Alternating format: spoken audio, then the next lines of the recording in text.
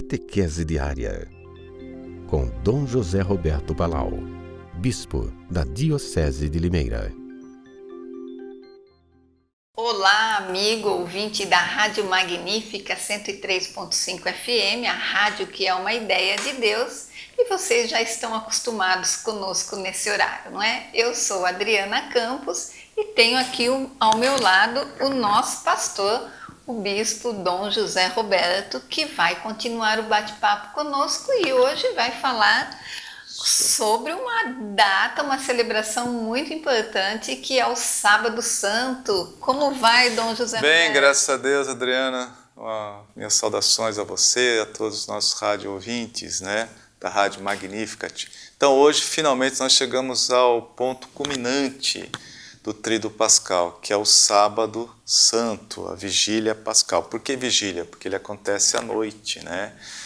Normalmente essa missa, se fosse celebrada no horário indicado, seria meia-noite, mas aqui no Brasil a gente celebra mais cedo. Esse ano, com a excepcionalidade de que novamente será uma missa sem o povo, né? Que os nossos sacerdotes, eu, bispo, celebraremos com poucas pessoas apenas nos ajudando e transmitindo pela rádio e também pela internet.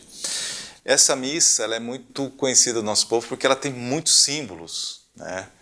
E, por exemplo, a bênção do fogo novo, que é feito lá de fora da igreja. Isso, para quem não se situou ainda, é essa missa aí que o Dom José Roberto está falando. Isso. A gente começa a missa do lado de fora, né? Abençoando o fogo. Isso. Muitas vezes a gente leva para casa as velas, né, que são usadas. Às vezes algumas são diferentes, tem os cravos, alfa, ômega. Exatamente. Né? Só explicando, por que a bênção do fogo novo? É a bênção da luz. Cristo, a ressurreição de Cristo é a luz que vence as trevas da morte.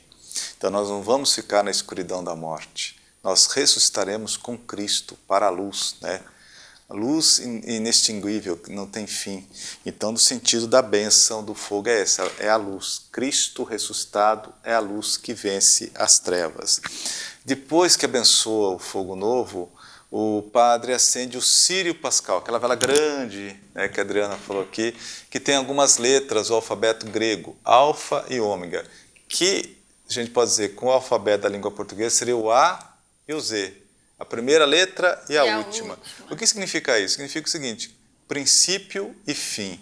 Cristo é a origem e o fim digamos assim, da história humana. Ele está na origem e no fim. Na carta aos Efésios diz assim, foi em Cristo que Deus Pai nos escolheu já bem antes de o mundo ser criado, para que fôssemos perante a sua face sem máculas e santos pelo amor. Isto é, a nossa origem está em Cristo, o nosso fim último está em Cristo. Nós, seres humanos, não somos uma vírgula entre dois nadas. Pelo contrário, a nossa origem está em Cristo e retornaremos a Cristo. Isso fica muito expresso no Círio Pascal, alfa e ômega. Depois tem a cruz, né, no centro do círio, e aí tem o ano corrente, no nosso caso, 2020, né, a Páscoa de 2020.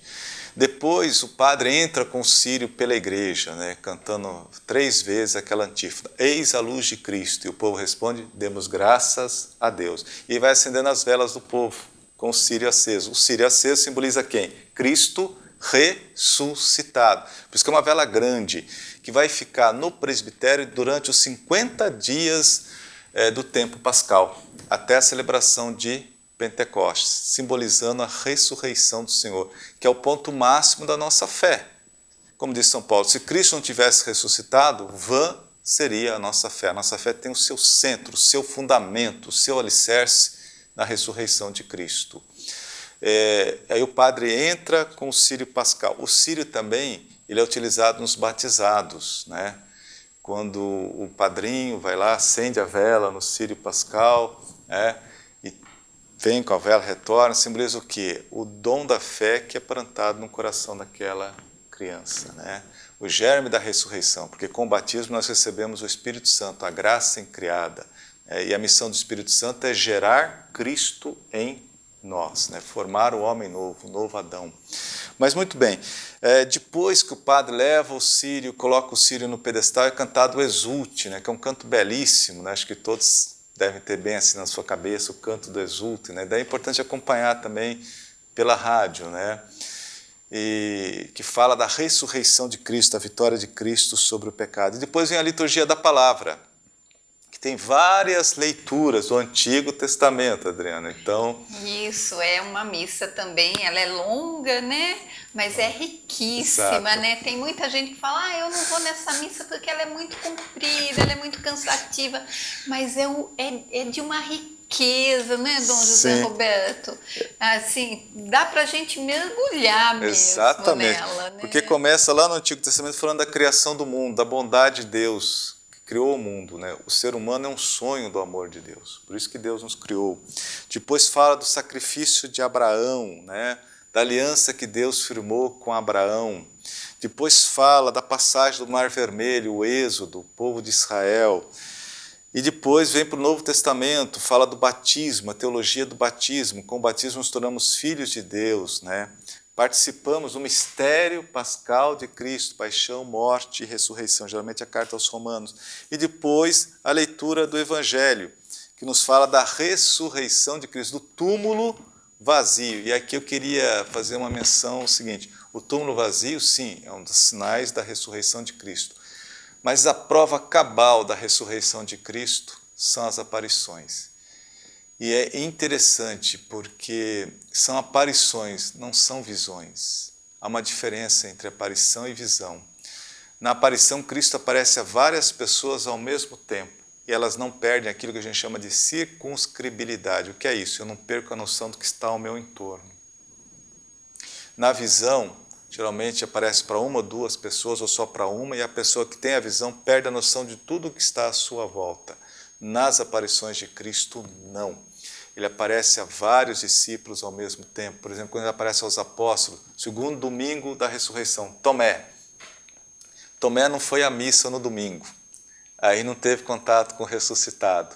E quando os outros apóstolos nós vimos o Senhor, Tomé falou, só se eu tocar nele. Daí no outro domingo ele foi à missa. E aí ele fez a experiência do Senhor. E o Senhor se apareceu e falou para Tomé, toque em mim. E Tomé tocou, meu Senhor e meu Deus. Ali está a prova cabal da ressurreição de Cristo. Não é um fantasma, é o corpo ressuscitado de Cristo. Os apóstolos tiveram contato com ele, conversaram com ele, tocaram nele, né? Por isso que a nossa fé é apostólica. Vem da experiência dos apóstolos, a experiência do Cristo ressuscitado que eles fizeram. E isso mudou completamente a vida deles. Tem um quadro de Caravaggio que eu acho belíssimo, que é de Tomé, falando de Tomé, que Caravaggio pintava a tela de preto e depois põe o que ele queria ali em cima. É um gênio. E nesse quadro aparece Tomé enfiando a mão no costado de Cristo, enfiando a mão mesmo, né? E ali a incredulidade dele foi curada. Então as aparições, está ali a prova cabal da ressurreição de Cristo. E os evangelhos narram como os apóstolos e as discípulas, as mulheres tiveram dificuldade de acreditar na ressurreição de Cristo. Isso também é uma prova da ressurreição, porque elas não esperavam. E quando se depararam com Jesus ressuscitado, tiveram dificuldade de aceitar e acreditar. E depois se entenderam, aceitaram e acreditaram. Então ali está a prova determinante da ressurreição do Senhor, as aparições, né? Então, Adriana, na cerimônia da Vigília Pascal nós temos a liturgia do batismo, então temos a bênção da água, a água abençoada que nos regenera, que nos faz filhos de Deus, né? O batismo é o sacramento pascal por excelência, porque é o sacramento da ressurreição. Com o batismo a gente participa da paixão, morte e ressurreição do Senhor. Eu me recordo de uma catequese do Papa São João Paulo II, naquele documento que fala sobre os leigos, de 1988, né? A missão dos cristãos leigos, que ele fala do batismo de Jesus, depois ele compara com o batismo cristão. Ele diz assim, no batismo de Jesus aconteceu uma manifestação, uma teofania de Deus. Se fez ouvir a voz do Pai, o Espírito Santo se manifestou em forma de pomba, né? E o Pai diz assim, este é o meu Filho amado, no qual coloco todo o meu agrado. E o Papa diz assim, no dia em que nós fomos batizados, é importante saber o dia que você foi batizado, guardar esse dia. O Pai, Deus Pai, proferiu as mesmas palavras sobre nós. Você também é meu filho muito amado, minha filha muito amada, no qual coloco todo o meu afeto. Porque somos revestidos de Cristo e o Pai passa a nos olhar como sendo outro Cristo. Aí o nome cristão, né? E o batismo, sacramento de iniciação cristã, né? Exatamente. Por excelência. E depois, esse ano, nós não teremos batizados durante a cerimônia da Vigília Pascal, porque as missas serão sem povo, né? Mas teremos a bênção da água batismal, a aspersão da água batismal, né? Mas que todos possam acompanhar também, né? Pelas nossas transmissões, pela rádio, pela internet. E depois celebramos a Eucaristia, a ressurreição de Cristo. Esse ano nós não vamos ter procissões, né? Geralmente temos procissões para celebrar a ressurreição do Senhor. Esse ano, infelizmente, em razão da pandemia do coronavírus, nós não teremos procissões. E depois segue aquela semana que se chama Oitava da Páscoa. Por que Oitava da Páscoa? Porque a Páscoa é um evento tão grande, tão importante, que 24 horas é pouco para celebrá-lo. Então, ele se estende por 8 dias, né? Daí se chama Oitava da Páscoa. A mesma coisa ocorre com o Natal. É um evento tão importante que um dia é pouco para celebrá-lo. Então a igreja celebra durante 8 dias, a oitava do Natal. É Natal e Páscoa.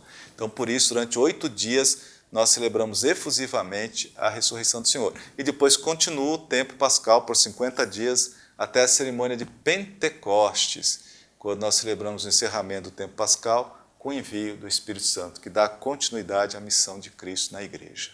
Então, durante 8 dias, nós temos 8 dias aí, gente, para celebrar essa data tão importante, celebração, né? Tão importante dentro da nossa Igreja Católica, que é a Páscoa, a ressurreição de Jesus, que, como Dom José Roberto já nos ensinou, morreu para retirar o pecado do mundo, como Dom José Roberto já ensinou em uma das nossas catequeses também. Isso, Dom José Roberto. Isso, e uma feliz Semana Santa, uma feliz Páscoa a todos os nossos diocesanos, a Diocese de Limeira. Também aproveito para dar uma mensagem de otimismo. Nós vamos vencer, superar essas dificuldades pelas quais estamos passando. Somos homens e mulheres de esperança, homens e mulheres animados pelo Espírito de Cristo ressuscitado. Feliz Páscoa a todos. Catequese Diária, com Dom José Roberto Palau, Bispo da Diocese de Limeira.